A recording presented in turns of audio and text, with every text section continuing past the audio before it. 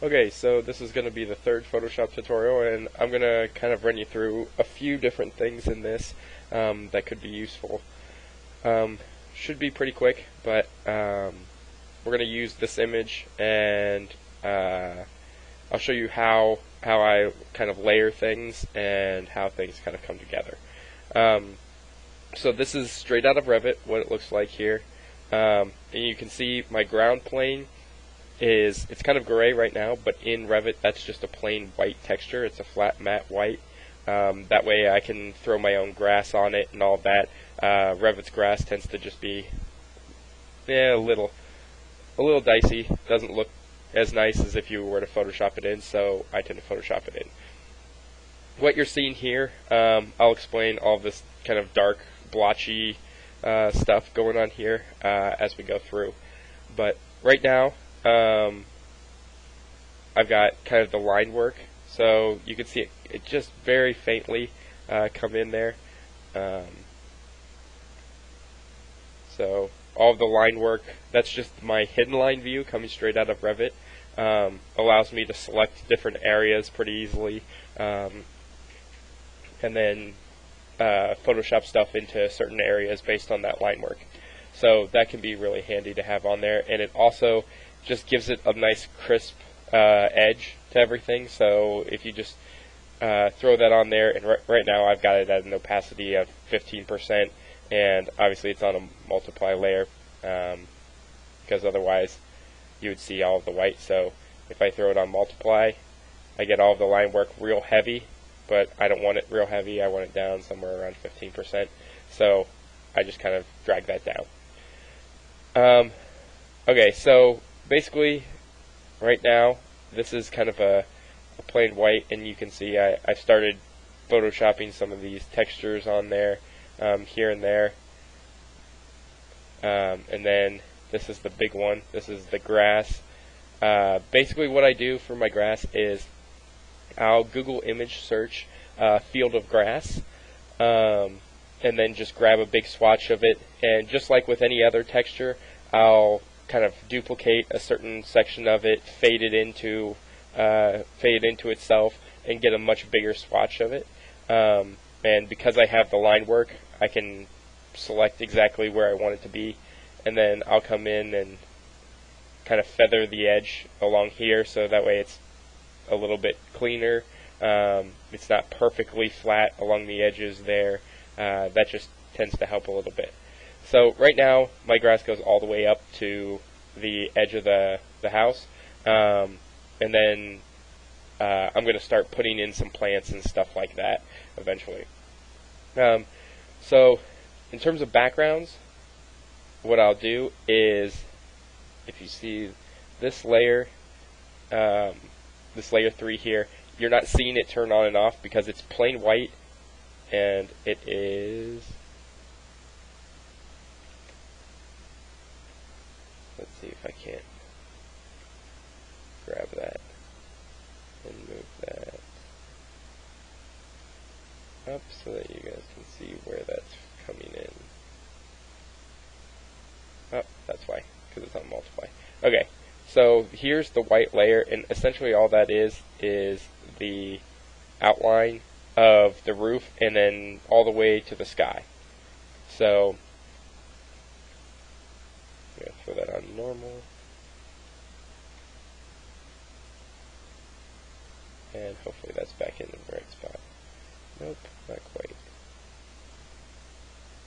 And let's nudge that up and get that pretty close to where it should be. Okay, so get that back where it's supposed to be. But basically what I've done is I've made the entire background white, and the reason for that is, I mean, obviously it's already white, but then I throw it on multiply so you can't see it at all. But then when I bring my sky in, which this is my sky texture, I didn't even bother getting rid of some of the trees and stuff like that, and some of them I think I end up using. But when I hover in between these two layers, if I have the sky texture on top of that white texture, if I hover in between there, it's Alt on PC, it might be Option on the Mac. I'm not positive.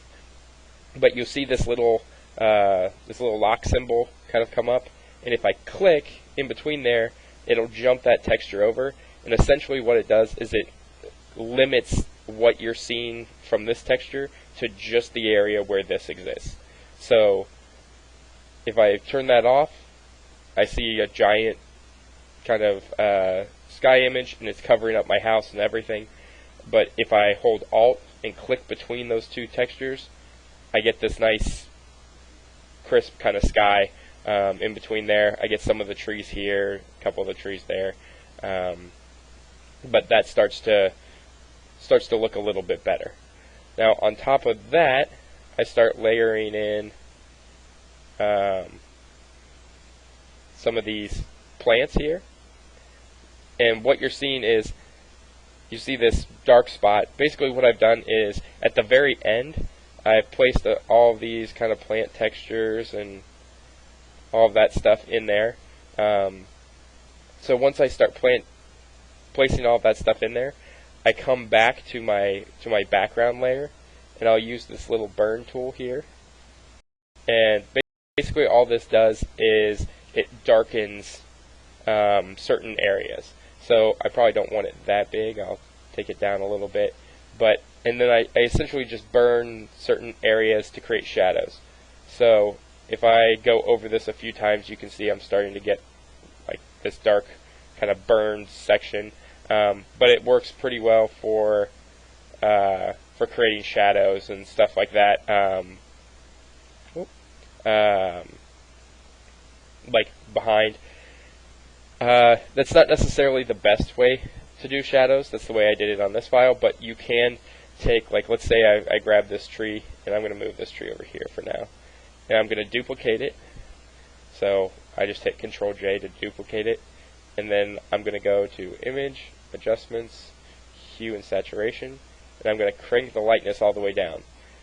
So I've got this black sort of tree, and I'm going to move that layer behind the other tree. And if I kind of pull this off to the side, and maybe I distort it just a little bit, pull it down some, so that way it's not quite so perfect in terms of the shadow. And I'm going to come up here and I'm going to blur this thing a little bit. And that's probably pretty good. It gives me a slight blur, but I can still tell it's like the tree there. And then all I do is I come in here and I start decreasing the opacity. And so I can kind of control that shadow a little bit better there. The only reason I did the shadows this way in this file was at the very end, I knew where all my plants and stuff were, and I knew, okay, I'm not going to be changing any of this, so I just burned all of that stuff in. I would recommend doing it this way, just because most times you're going to be wanting that flexibility to come back in and maybe select both of those layers and move that tree around and maybe adjust things and that sort of stuff. So let's move that back to where it was. So that starts to build up kind of this this landscape in front. So all of these layers are the landscaping, and then at the very end I have a big fountain that I just found online. And Photoshop, it's a little distorted, but you know, when your image is this big and this wide, not a big deal. So in the grand scheme of things, this is pretty typical. You know, you just get your Revit rendering out and you throw some grass, some trees, and some landscaping and that sort of stuff on there. Usually not too difficult. You can find bushes and flowers and that sort of stuff that you can use. The big thing is getting your background in there and making sure that looks pretty clean and nice, and making sure your grass is looking pretty nice. But otherwise, everything else is pretty simple. You know, same thing as what you guys were doing kind of on your high street elevations. You just kind of come in and add that next layer of detail and shadows and that sort of stuff. So that's pretty much it for that. one tool that I will show you guys real quick because I know you may have some use for it. If you go to File, Automate, and then down here is what's called Photomerge. It'll open this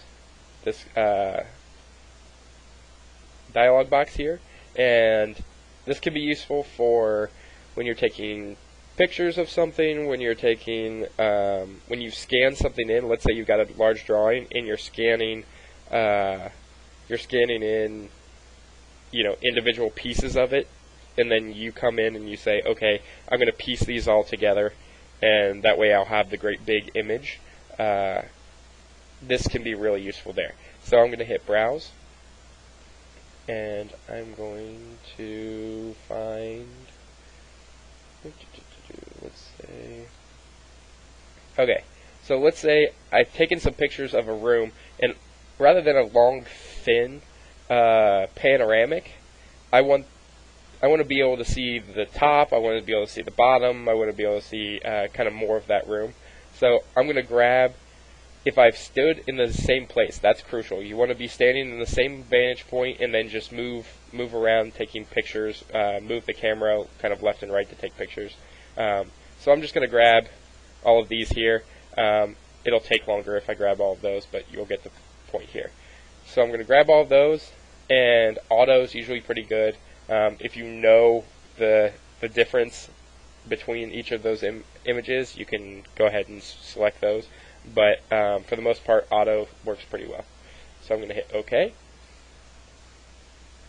And it's going to go through and look at each of the images that I selected, and it's going to find similar pieces of each of those images and line them up. So if one image sees a little bit on the left side that is the same as another image that has the same on the right side, it'll piece those two together, so then I'll get a larger image that has kind of everything to it. So right now it's basically looking at, okay, where are all the similarities? I'm going to align all of those layers based on those similarities. It'll distort, it'll resize, it'll do all the stuff that it needs to align all of that. And then at the very end, it's going to blend all of those together and essentially create a bunch of little pieces of each of the originals that, when matched all together, creates a much larger image. So slowly but surely, it doesn't help that I'm also rendering two things at the same time. That's why this is moving so slow. But it'll get there eventually. So this can be really handy at times, and it's something that saves you quite a bit of time. If you're going to try to piece a bunch of things together, that can take you quite a bit, especially if it's like a hand drawing or something like that that's bigger, and you're trying to line everything up, and if it's not quite the same size, then you've got to resize stuff, and it just ends up looking a little sloppier than you'd probably like. So this kind of automates that whole process.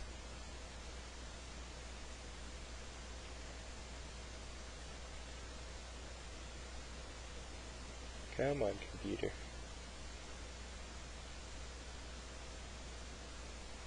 It'll get there eventually. Okay, so it's finished, and this is basically what you end up getting. You get all of these images, and it pieces together different parts. If I had done all of the images, I would have gotten more pieces down here and more of the side over here. But then you can just come over here. It automatically has them all selected, so I can just merge all of those and then crop it to whatever I really want it to be. So if I want, a piece like that, and then if I include the other ones, then I would have a nice complete image there.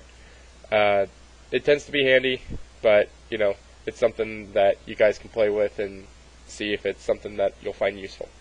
Other than that, just keep going on your houses and stuff. If you want to mess around with Photoshop with your old midterm images, go for it.